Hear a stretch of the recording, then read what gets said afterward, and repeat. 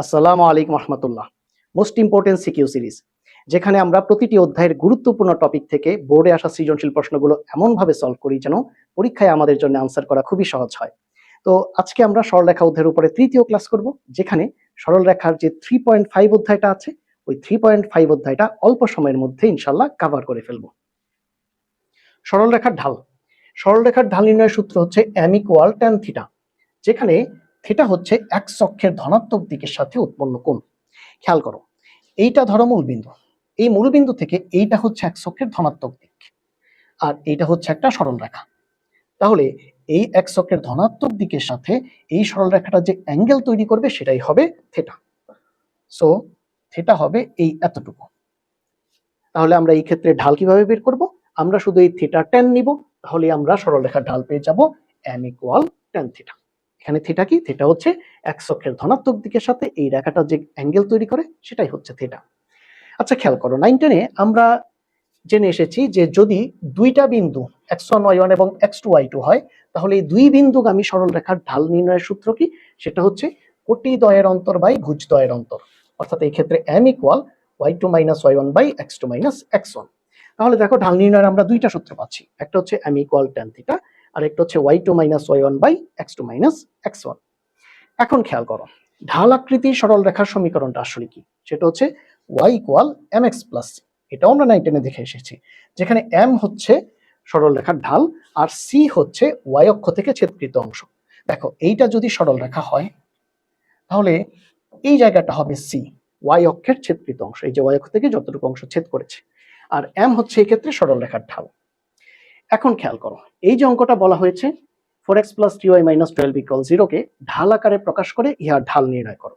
তো ঢাল আকারে যদি প্রকাশ করতে হয়, তাহলে ঢাল আকারের সূত্র হচ্ছে y = mx + c। তাহলে আমাদেরকে প্রথম ওই ফর্মে নিয়ে যেতে হবে।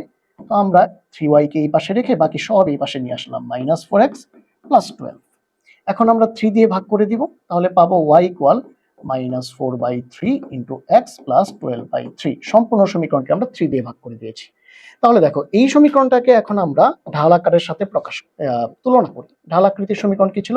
y = mx + c। এই সমীকরণের সাথে তুলনা করলে দেখো, এইখান থেকে এই m এর জায়গায় কাকে পাচ্ছি আমরা? -4/3। তাহলে আমরা এই ক্ষেত্রে সরলরেখাটা ঢাল পাচ্ছি m = -4/3। তো আশা করছি ঢালটা কিভাবে বের করেছি বুঝে গেছো, আর এই ঢাল আকারের প্রকাশটাও ক্লিয়ার হয়ে গেছে। এখন দুই বিন্দুগামী সরলরেখার সমীকরণ। এক্ষেত্রে প্রথম বিন্দুটা যদি x1 y1 হয় আর দ্বিতীয় বিন্দুটা যদি x2 y2 হয়, তাহলে এই দুই বিন্দুগামী সরলরেখার সমীকরণ আমরা 19 দেখে এসেছি। সেটা হচ্ছে x - x1 / x1 - x2 = y - y1 / y1 - y2। এখন দেখো, এই অঙ্কের মধ্যে বলা হচ্ছে একটা বিন্দু হচ্ছে -1 2 আর একটা বিন্দু হচ্ছে 3 - 5। এই দুই বিন্দুগামী সরলরেখার সমীকরণ নির্ণয় করতে হবে। তাহলে এই ক্ষেত্রে x1 y1 ধরে নিচ্ছি -1 2 কে, আর x2 y2 ধরে নিচ্ছি 3 - 5 কে। এখন এই সমীকরণে বসাও মান x - x1 / x1 - x2, y - y1 / y1 - y2। তাহলে এই ক্ষেত্রে আমাদের x1 কে, x1 হচ্ছে -1, এই যে -1 -1, আর x2 কে, x2 হচ্ছে 3, এই যে 3। এরপরে y1 হচ্ছে আমাদের 2, এই যে 2 2, আর y2 হচ্ছে -5, এই যে -5। এখান থেকে ক্যালকুলেশন করলে ইনশাআল্লাহ তুমি এই সমীকরণটা পেয়ে যাবে। এটাই হচ্ছে সরলরেখার সমীকরণ। চলো এখন এক্স অক্ষের সমান্তরাল সরলরেখার সমীকরণ y = b এটা একটু বুঝি। এই ক্ষেত্রে b হচ্ছে রেখার উপরস্থ প্রত্যেকটা বিন্দুর কোটি। খেয়াল করো, এইটা হচ্ছে এক্স অক্ষ, আর এই লাল রেখাটা হচ্ছে এক্স অক্ষের সমান্তরাল রেখা। দেখো, এই রেখার উপরস্থ এই যে বিন্দুটা, এই বিন্দুটার কোটি কত? 5। আচ্ছা, এখন যে কোনো একটা বিন্দু, যেমন এই বিন্দুটা, এটার কোটি কত হবে? 1 2 3 4 5। এইভাবে এই রেখার উপরস্থ প্রত্যেকটা বিন্দুর কোটি y = 5। তাই এই রেখার সমীকরণ হচ্ছে y = b এর স্থলে আমরা কি বসাবো? 5। এখন ধরো, এই রেখাটা যদি এই -3 বিন্দু দিয়ে যেত, তখন এই রেখার সমীকরণে আমরা b এর জায়গায় কি বসাতাম? -3। এখন আমরা যদি y অক্ষের সমান্তরাল সরলরেখা চিন্তা করি, সেটার সমীকরণ হচ্ছে x = a, যেখানে a হচ্ছে রেখার উপরস্থ বিন্দুসমূহের ভুজ।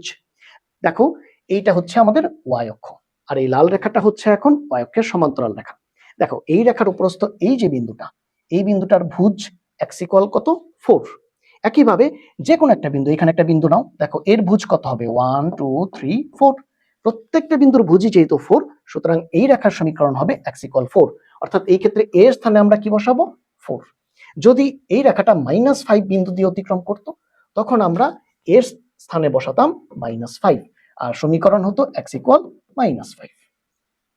তাহলে এই অঙ্কটা খেয়াল করো, এখানে বলা হচ্ছে x - 4 = 0, y - 5 = 0, x + 3 = 0, y + 2 = 0। এই সমীকরণগুলি একটি চতুর্ভুজের 4টি বাহু নির্দেশ করে। চতুর্ভুজের কর্ণ 2টি সমীকরণ নির্ণয় করো। তাহলে এই যে সমীকরণগুলি দেওয়া আছে এগুলিকে আমরা সমান্তরাল আকারে নিয়ে যেতে পারি না? তাহলে কি লিখতে পারি? x - 4 = 0 থেকে লিখতে পারি x = 4, y - 5 = 0 কে লিখতে পারি y = 5, x + 3 = 0 কে x = -3, y + 2 = 0 কে লিখতে পারি y = -2। এখন এই যে সমান্তরাল আকারে নিয়ে আসলাম, এই চারটা সমান্তরাল রেখার সমীকরণকে এখন আমরা খুবই সহজে ছক কাগজে বসাতে পারবো। দেখো কিভাবে। প্রথমে কি আছে? x = 4। তাহলে তুমি x অক্ষ বরাবর 4 ঘর যাবে। 1 ঘর, 2 ঘর, 3 ঘর, 4 ঘর। অবশ্যই পজিটিভ x অক্ষ বরাবর যাবে, কারণ x = +4 দেয়া, তাই না? তাহলে এই 4 নাম্বার ঘর বরাবর তুমি একটা রেখা টেনে দাও, বাস এইটা হবে x = 4। তারপরে কি? y = 5। আচ্ছা, তাহলে এখন y অক্ষ, পজিটিভ y অক্ষ বরাবর 5 ঘর যাবে। 1 ঘর, 2 ঘর, 3 ঘর, 4 ঘর, 5 ঘর। এই 5 নাম্বার ঘর বরাবর একটা রেখা টেনে দাও, এইটা হবে y = 5। Next x = -3। তাহলে এখন নেগেটিভ x অক্ষ বরাবর তুমি 3 ঘর যাবা। এই যে দেখো -1, -2, -3। এই -3 বরাবর তুমি একটা রেখা টেনে দাও, এইটাই হবে x = -3। এরপরে y = -2। তাহলে নেগেটিভ y অক্ষ মানে নিচের দিকে তুমি 2 ঘর যাওয়া। এই যে -1, -2, এই -2 বরাবর এই রেখাটা টেনে দাও, এইটা হবে y = -2। এখন এই যে রেখাগুলো, এগুলি কিন্তু চারটা রেখা কিন্তু চারটা বিন্দুতে ছেদ করেছে। দেখো, এইটা হচ্ছে একটা বিন্দু, এই আরেকটা বিন্দু, এই আরেকটা বিন্দু, এই আরেকটা বিন্দু। এই বিন্দুগুলোর স্থানাঙ্ক যদি আমরা বের করতে চাই তাহলে দেখতে হবে যে বিন্দুগুলি কার কার ছেদবিন্দু। যেমন ধরো প্রথম বিন্দুটাকে আমরা এ বিন্দু বললাম। এ বিন্দু দেখো দুইটা রেখার ছেদবিন্দু, একটা হচ্ছে y = -2 এই রেখাটা, আর একটা হচ্ছে x = 4 এই রেখাটা। এই দুইটা রেখার ছেদবিন্দু হচ্ছে এ বিন্দু। তাহলে এই ক্ষেত্রে দেখো এই বিন্দুর স্থানাঙ্ক রেখা দুইটা থেকেই খুবই সহজে তুমি বের করতে পারবা। প্রথমত দেখো একটা রেখার ক্ষেত্রে দেওয়া আছে x = কত? 4। তাহলে এর ভুজ বসাও x = 4। আরেকটা রেখায় দেখো y = কত দেওয়া আছে? -2। তাহলে এর কোটি বসাও y = -2। বুঝতে পেরেছো? খেয়াল করো, পরেরটা খেয়াল করো। দেখো এই যে এটাকে আমরা বিবিন্দু বললাম। এখন দেখো বিবিন্দু কোন কোন রেখার ছেদবিন্দু? একটা হচ্ছে এই যে সবুজ রেখাটা, যেটা হচ্ছে y = 5, আরেকটা হচ্ছে এই গোলাপি রেখাটা, যেটা হচ্ছে x = 4। তাহলে এই ক্ষেত্রে এই দুইটা রেখা থেকেই তুমি বিবিন্দুর স্থানাঙ্ক বের করবা। যেখানে x = 4 রেখা থেকে তুমি বুঝতে পারছো বিবিন্দুর ভুজ x এর মান হবে 4, আর y = 5 থেকে বুঝতে পারবা যে বিবিন্দুর কোটি y = হবে 5। তাহলে বিবিন্দুর স্থানাঙ্ক কি পেলা? 4, 5।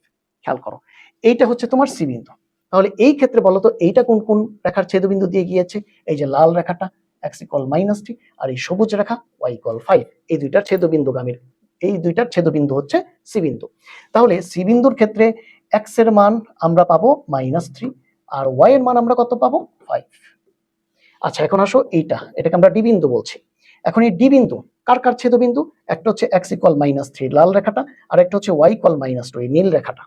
তাহলে এই ক্ষেত্রে ডি বিন্দুর ভুজ x এর মান কত? -3, আর এর কোটি y এর মান কত হবে? -2। তাহলে বুঝতে পেরেছো আশা করি কিভাবে আমরা বিন্দুগুলো স্থানাঙ্ক বের করলাম। খুব ইজি আসলে। এখন তোমাকে কি বলেছে? বলেছে কর্ণ দুইটার সমীকরণ বের করো। দেখো এখানে একটা চতুর্ভুজ হয়ে গেছে এ বি সি ডি। তাহলে প্রথমে এই যে এসি কর্ণের সমীকরণ, এসি কর্ণটা কিন্তু দুই বিন্দুগামী সরল রেখা, একটা হচ্ছে এ বিন্দু আর একটা হচ্ছে সি বিন্দু, তাই না? আর দুই বিন্দুগামী সরল রেখার সমীকরণ তো এইটা। এই সূত্রে তুমি এ এবং সি বিন্দুর স্থানাঙ্ক বসালে এই যে দেখো ক্যালকুলেশনের মাধ্যমে দেখিয়ে দেওয়া হয়েছে কিভাবে তুমি এসি কর্ণের সমীকরণটা পাবে। একইভাবে দেখো আরেকটা কর্ণ আছে, সেটা হচ্ছে বিডি কর্ণ। এই যে দেখো বিডি কর্ণ, বিডি কর্ণ দুই বিন্দুগামী, একটা হচ্ছে বি বিন্দু আর একটা হচ্ছে ডি বিন্দু। এই দুইটা বিন্দুর স্থানাঙ্ক এই সমীকরণটাতে বসালে তুমি বিডি কর্ণের সমীকরণ পেয়ে যাবে। ওটা তুমি নিজে বের করো, ঠিক আছে? এখন এই অঙ্কটা দেখো, এখানে বলা হচ্ছে AHK বিন্দুটি 6x - y = 1 রেখার উপর অবস্থিত, BKH বিন্দুটি 2x - 5y = 5 রেখার উপর অবস্থিত। AB এর সমীকরণ নির্ণয় করো।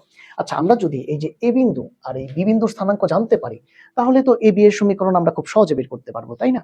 তো এই ক্ষেত্রে আমরা খেয়াল করি এ বিন্দু কার উপরে অবস্থিত? 6x - y = 1 রেখার উপরে অবস্থিত। তার মানে এ বিন্দুর স্থানাঙ্ক দ্বারা এই রেখার সমীকরণটা সিদ্ধ হবে। এই ক্ষেত্রে আমরা এ বিন্দুর ভুজ এইচ কে এই রেখার সমীকরণের x এর জায়গায় বসাবো, এ বিন্দুর কোটি কে কে আমরা এই সমীকরণের y এর জায়গায় বসাবো। তখন সমীকরণটা কি পাবো? 6h - k = 1। এটা হবে আমাদের প্রথম সমীকরণ। আচ্ছা, এরপরে দেখো বি বিন্দু হচ্ছে এই রেখার উপরে অবস্থিত। তাহলে এই ক্ষেত্রে বি বিন্দুর ভুজ কে এখন আমরা বসাবো এক্স এর জায়গায়, আর বি বিন্দুর যে কোটি এইচ সেটাকে আমরা বসাবো ওয়াই এর জায়গায়। তখন আমরা সমীকরণটা কি পাবো? 2k - 5h = 5। এটা হবে আমাদের দ্বিতীয় সমীকরণ। এখন এই যে দুইটা সমীকরণ আমরা পেলাম, এই প্রথম এবং দ্বিতীয় এই দুইটা সমীকরণকে ব্যবহার করে আমরা এখান থেকে এইচ এবং কে এর মান বের করতে পারবো। সেক্ষেত্রে বজ্রগুণন, প্রতিস্থাপন, অপনয়ন যে কোনো পদ্ধতি ইউজ করো, কোনো অসুবিধা নেই। বজ্রগুণন পদ্ধতিটা তুলনামূলক কম সময়ে বের করা যায়, সুতরাং আমি এই ক্ষেত্রে বজ্রগুণন পদ্ধতিকে সাজেস্ট করব। যদি বজ্রগুণন পদ্ধতিতে কারো প্রবলেম থাকে তুমি একটু অবশ্যই কমেন্টে জানাবে, আমি এটার উপরে একটা শর্ট ভিডিও বানিয়ে লিংক দিয়ে দিব। ঠিক আছে, খেয়াল করো অনেকেই এখানে ক্যালকুলেটর ব্যবহার করে এইচ আর কে এর মান বের করার চেষ্টা করবে। এই কাজটা তুমি করতে পারো রেজাল্ট মেলানোর জন্য, কিন্তু পরীক্ষার খাতায় তুমি অবশ্যই ক্যালকুলেশন দেখাতে হবে তোমাকে। ঠিক আছে, সেক্ষেত্রে তুমি বজ্রনয়ন, প্রতিস্থাপন, অপনয়ন যেটাই করো এটা কিন্তু পরীক্ষার খাতায় তোমাকে অবশ্যই দেখিয়ে দিতে হবে। দেখো আমরা এই ক্ষেত্রে বজ্রগুণন পদ্ধতিতে এইচ এবং কে এর মান বের করেছি, এবং এইচ কে ব্যবহার করে আমরা এ বিন্দুর স্থানাঙ্ক এইচ কে মানে 15 আর বি বিন্দুর স্থানাঙ্ক কে এইচ মানে 51 বের করেছি। তো দুইটা বিন্দু যেহেতু বের করতে পেরেছি, দুই বিন্দুগামী সরলরেখার সমীকরণ ইউজ করে আমরা দেখো এবি সরলরেখার সমীকরণটাও বের করে ফেলেছি। সো তুমি ক্যালকুলেশনটা এখন একটু মিলিয়ে নাও। এখন এই অঙ্কটা খেয়াল করো, এখানে বলা হচ্ছে ওএবিসি একটি সামান্তরিক, ও এক্স অক্ষ বরাবর অবস্থিত, ওসি রেখার সমীকরণ y = 2x, বি বিন্দুর স্থানাঙ্ক 42, এ ও সি বিন্দুর স্থানাঙ্ক এবং এসি করণের সমীকরণ নির্ণয় করো। দেখো আমি এখানে চিত্রটাকে নিলাম, এই হচ্ছে ওএবিসি সামান্তরিক, ও এ এক্স অক্ষ বরাবর অবস্থিত, তাই না? আর ওসি কর্ণের সমীকরণ হচ্ছে y = 2x, আর বি বিন্দুর স্থানাঙ্ক কত দেয়া? 42। এই হচ্ছে ওএবিসি সামান্তরিকের পরিচয়। এখন খেয়াল করো, যেহেতু ওএবিসি একটা সামান্তরিক, অবশ্যই এর বিপরীত বাহুগুলি পরস্পর সমান ও সমান্তরাল হবে। তাহলে ওএ বাহু আর এই বিসি বাহু পরস্পর সমান্তরাল হবে। এখন ওএ বাহুটা তো এক্স অক্ষ বরাবর অবস্থিত, তাই না? তার মানে বিসি বাহু কি এক্স অক্ষের সমান্তরাল হয়ে যাবে। আমরা জানি এক্স অক্ষের সমান্তরাল যে কোনো রেখার উপরস্থ বিন্দুগুলোর কোটি সমান হয়, অর্থাৎ ওয়াই এর মান সমান হয়। মনে আছে y = b, এক্স অক্ষের সমান্তরাল সরলরেখার সমীকরণ। আচ্ছা তাহলে খেয়াল করো, এইখানে বিসি এক্স অক্ষের সমান্তরাল সরলরেখা, যার উপরস্থ দুইটা বিন্দু কে? বি বিন্দু এবং সি বিন্দু। তাহলে অবশ্যই বি বিন্দু আর সি বিন্দু উভয়ের কোটি সমান হবে, মানে ওয়াই এর মান সমান হবে। এখন বি বিন্দুর কোটি দেয়া আছে 2, তাহলে সি বিন্দুর কোটিও হবে 2। এখন সি বিন্দুর ভুজ আমরা ধরে নিচ্ছি পি, এটা আমরা জানি না। দেখো এই যে বি বিন্দুর কোটি 2, তাই না? তাহলে সি বিন্দুর কোটিও 2। এখন সি বিন্দুর ভুজ আমরা পি ধরে নিয়ে সি বিন্দুর স্থানাঙ্কটা কত পাবো? p2। এখন এই ক্ষেত্রে খেয়াল করো, এই যে সি বিন্দু, এই সি বিন্দুটা কিন্তু এই ওসি রেখার উপরে অবস্থিত, আর ওসি রেখার সমীকরণ প্রশ্নে দেওয়া আছে y = 2x। তাহলে এই সি বিন্দুর স্থানাঙ্ক দ্বারা কিন্তু ওসি রেখার এই যে সমীকরণ এটা কিন্তু সিদ্ধ হবে, তাই না? তো এখন আমরা কি করব, আমরা এই সি বিন্দুর ভুজ পি কে এই সমীকরণে x এর জায়গায় বসাবো, আর সি বিন্দুর কোটি 2 কে আমরা এই সমীকরণে y এর জায়গায় বসাবো। তাহলে আমরা কি পাবো? আমরা পাবো 2 = 2p। তাহলে এখান থেকে p = কত পাবো? 1। তাহলে দেখো সি বিন্দুর স্থানাঙ্ক কত পাচ্ছি? 1 2। এখন তাহলে আমরা সি বিন্দুর স্থানাঙ্ক পেয়ে গেলাম 1 2, এই যে 1 2। এখন এ বিন্দুর স্থানাঙ্ক বের করব।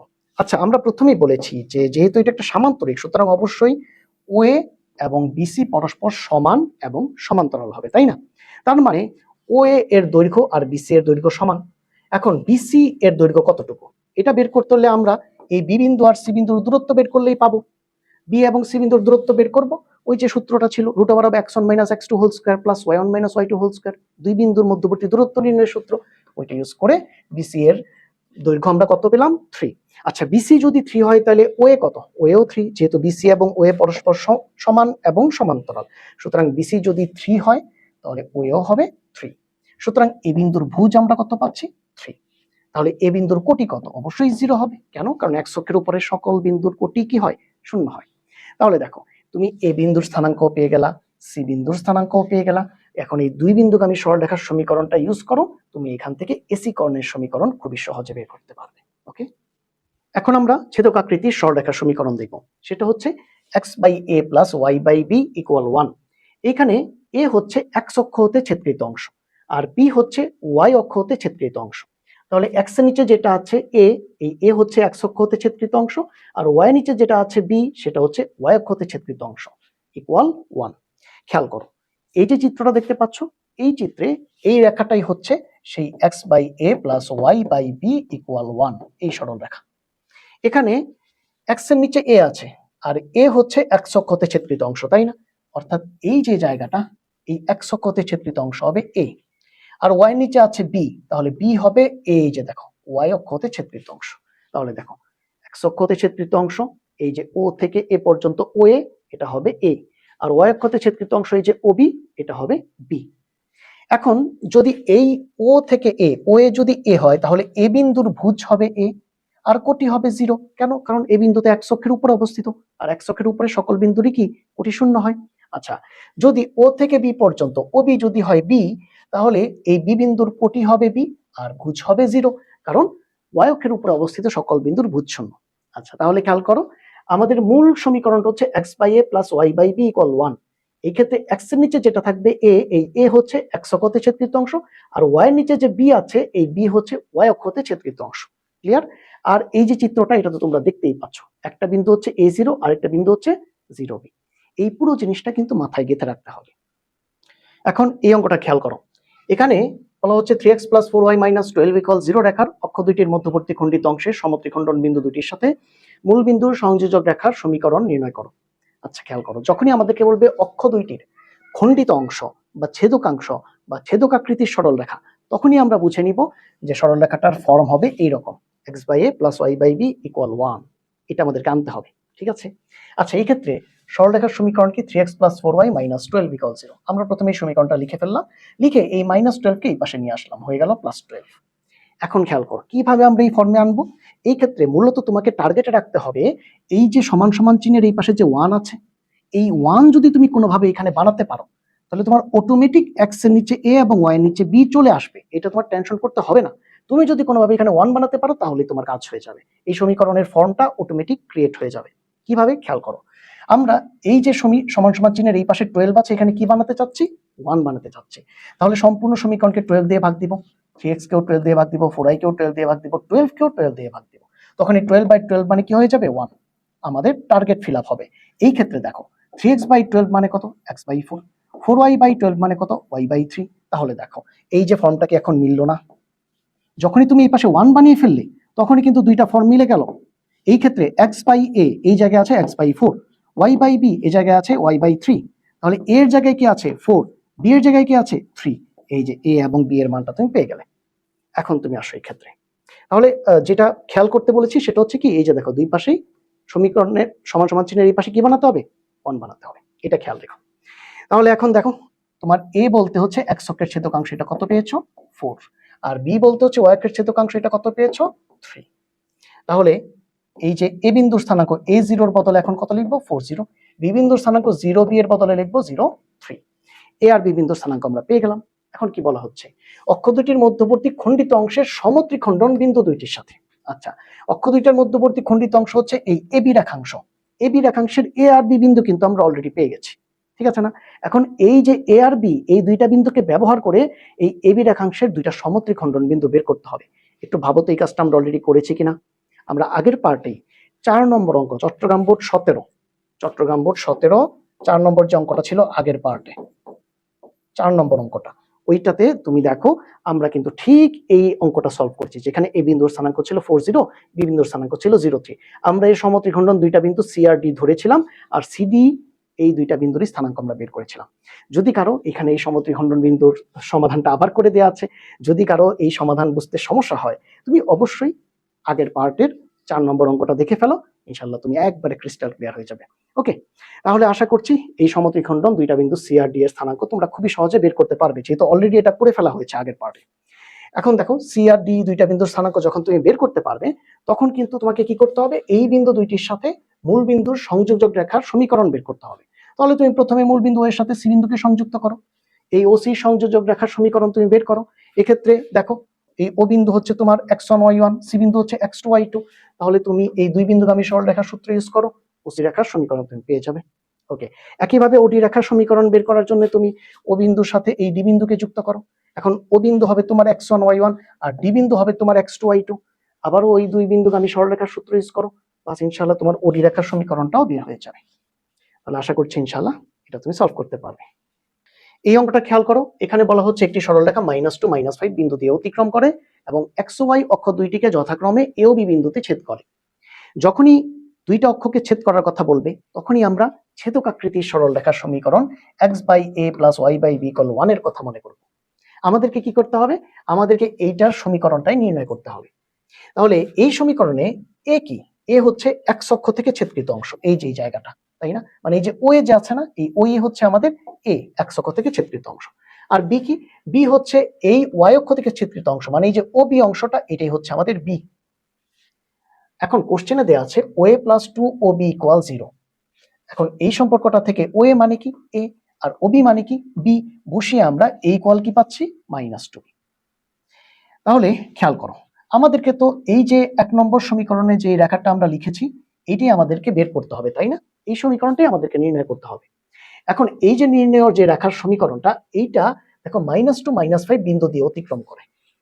যেহেতু এই রেখাটা -2 -5 বিন্দু দিয়ে অতিক্রম করে, সুতরাং এই বিন্দুর সমীকরণে x এর জায়গায় আমরা বিন্দুর ভুজ -2 আর y এর জায়গায় বিন্দুর কোটি -5 এখন বসাবো। এই যে দেখো, আমরা x এর জায়গায় বসালাম -2 আর y এর জায়গায় বসালাম -5। এখন a মানে আমরা কি পেয়েছি? -2b। তাহলে এর জায়গায় বসাবো -2b। এখন তুমি লসাগু করো, লসাগু করলে তুমি এখান থেকে খুবই সহজে ক্যালকুলেশন করে b এর মান বের করতে পারবে।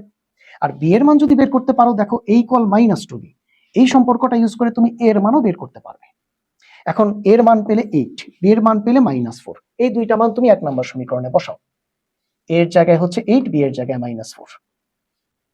এখন যদি আমরা এটাকে পূর্ণ আকারে নিয়ে আসতে চাই, তাহলে এই যে নিচে 8 আছে, এর দিয়ে গুণ দিয়ে দাও, কি পাবে? x - 2y = 8। এটাই হচ্ছে আমাদের সেই কাঙ্ক্ষিত সরলরেখার সমীকরণ।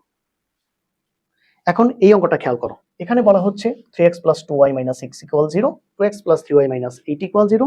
দুইটি সরলরেখার সমীকরণ, রেখাদ্বয়ের ছেদবিন্দুগামী এবং উভয় অক্ষের ধনাত্মক দিক থেকে সমান অংশ ছেদ করে, এইরূপ রেখার সমীকরণ নির্ণয় করো। যখনই আমাদেরকে অক্ষ থেকে ছেদ করার কথা বলবে, তখনই আমরা এই ছেদক আকৃতির সমীকরণ x/a + y/b = 1 এইটার কথা মনে করব। তো এই ক্ষেত্রে খেয়াল করো, এ হচ্ছে x অক্ষ থেকে ছেদকৃত অংশ আর বি হচ্ছে y অক্ষ থেকে ছেদকৃত অংশ। আমাদেরকে বলা হয়েছে উভয় অক্ষের ধনাত্মক দিক থেকে সমান অংশ ছেদ করে, অর্থাৎ এই ক্ষেত্রে এ এবং বি, x অক্ষ থেকে ছেদকৃত অংশ আর y অক্ষ থেকে ছেদকৃত অংশ দুইটাই ধনাত্মক হবে এবং সমান হবে। তাহলে এ এবং বি দুইটাই সমান হয়ে যাবে। তাহলে আমরা এই বি এর জায়গায় এ বসিয়ে দিতে পারি।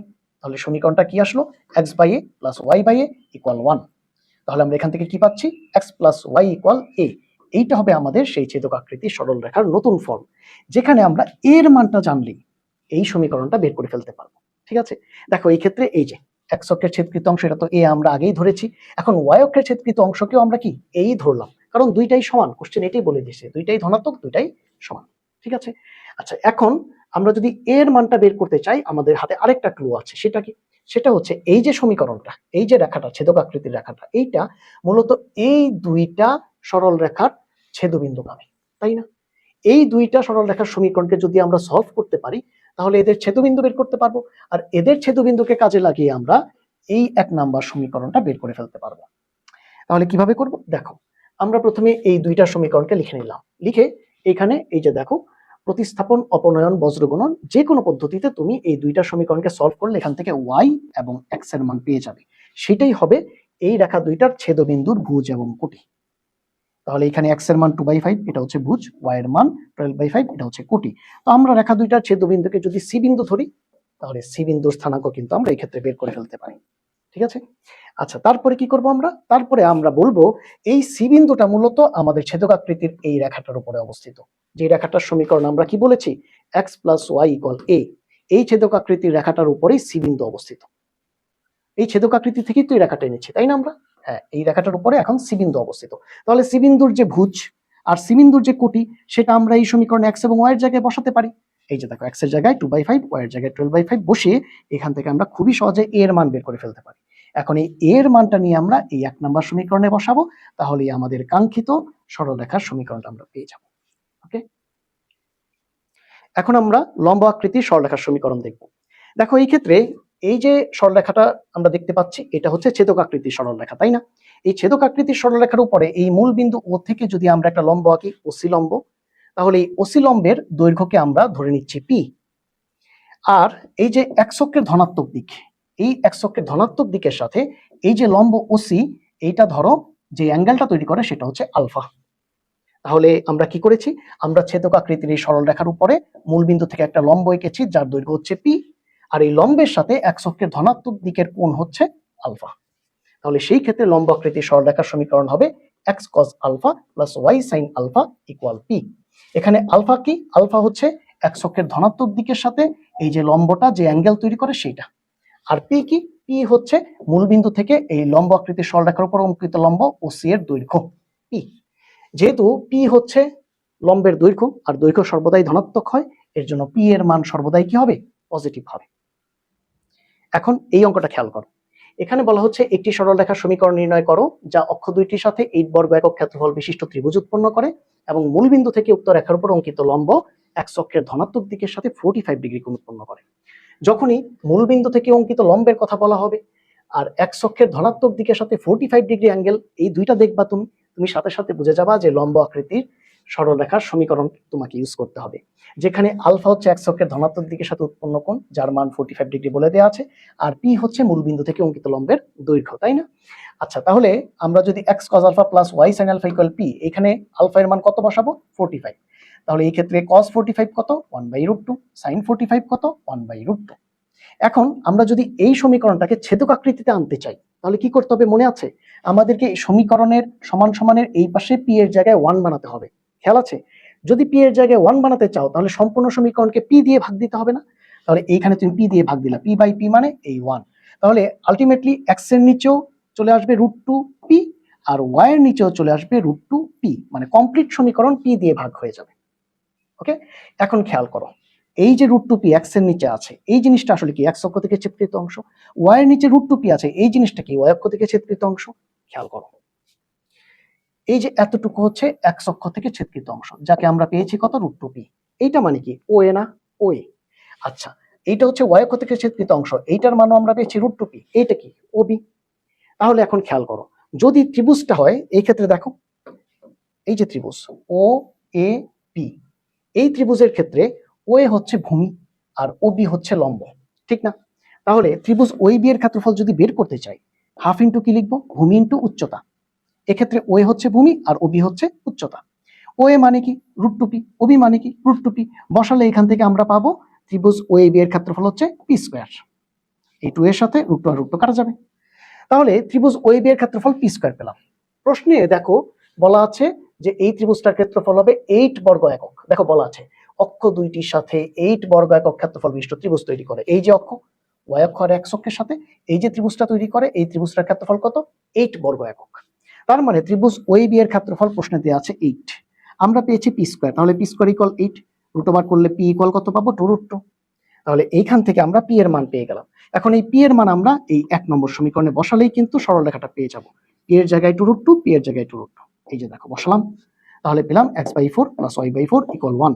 এখন 4 দিয়ে গুণ করে দেই, x + y = 4, এইটাই হবে সেই নির্ণয় সরলরেখা। তোমাদের জন্য একটা ইম্পর্টেন্ট নিউজ, সরলরেখা অধ্যায়ের আর 2টা পার্ট বাকি আছে, যে 2টা পার্ট খুবই দ্রুত ইনশাআল্লাহ তোমরা পেয়ে যাবা। সাথে আগামীকালে ইনশাআল্লাহ তোমরা বৃত্ত এবং ফাংশনের উপরে 2টা ছোট এবং কমপ্লিট ওয়ান শট ক্লাস ইনশাআল্লাহ পেয়ে যাবা। ভেক্টরের উপরে ক্লাসও ইনশাআল্লাহ আগামীকালই দিয়ে দেওয়ার চেষ্টা করব। এরপরে আমরা বাকি অধ্যায়গুলি নিয়ে এগোবো। তো এই যে শেষ সময়ে এই ক্লাসগুলো আসলে প্রত্যেকটা স্টুডেন্টের জন্য অনেক হেল্পফুল হতে পারে, তাই এই ক্লাসগুলো সবার মাঝে শেয়ার করে দাও যেন সবাই এখান থেকে হেল্প পেতে পারে। সবাই মনোযোগ দিয়ে পড়ালেখা করো, আল্লাহ তাআলা সবাইকে সাফল্য দান করুন। আসসালামু আলাইকুম ওয়া রাহমাতুল্লাহ।